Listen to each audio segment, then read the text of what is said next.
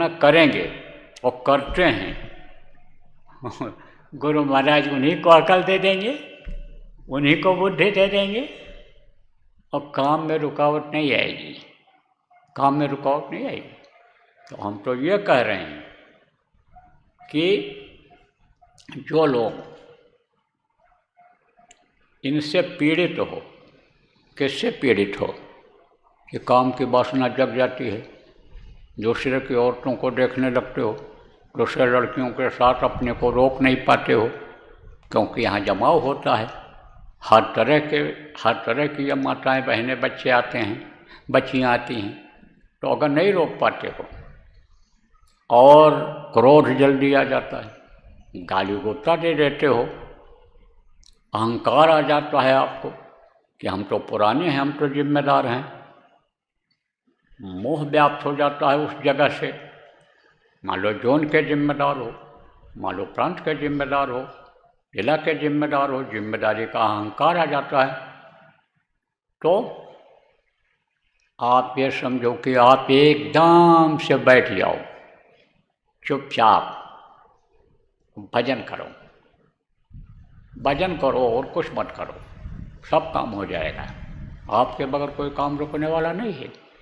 अपनी इच्छा से कह दो भाई अब हम इसी में लगने वाले हैं, और अपनी इच्छा से नहीं कहोगे, लिख कर नहीं दोगे, विश्वास लोगों को नहीं होगा, तो उनको कहना पड़ेगा कि जो दिक्कत करते हैं, जो अपनी ही चलाते हैं, जिनके अंदर ये दोष हैं, चाहे चारित्रिक दोष हो और चाहे ये जो बताया है ये हो, उनको कहना पड़ेगा कि हाँ आप लोग आप भजन कर लो और मन को अपने ठीक कर लो। फिर आपके अंदर जो गुण हैं वो जब आने लगेंगे, आ जाएंगे, तब फिर आप काम करना।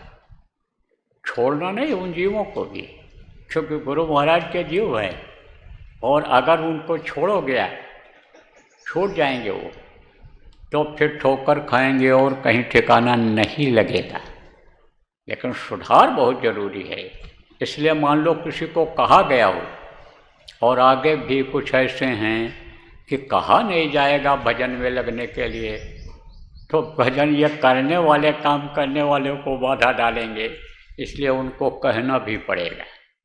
कहा जाएगा, कह दिया जाएगा कि आप भजन करिए, आप ध्यान लगाइए और घर पर रहिए और घर का काम देखिए, बच्चों को अपने संभालिए, परिवार है तो, और आप केवल भजन करके अपने मन को साफ कर लीजिए।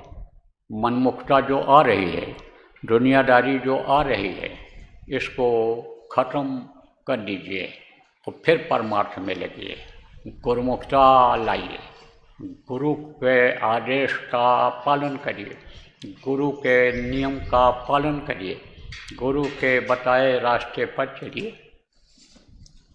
तो प्रेमियों,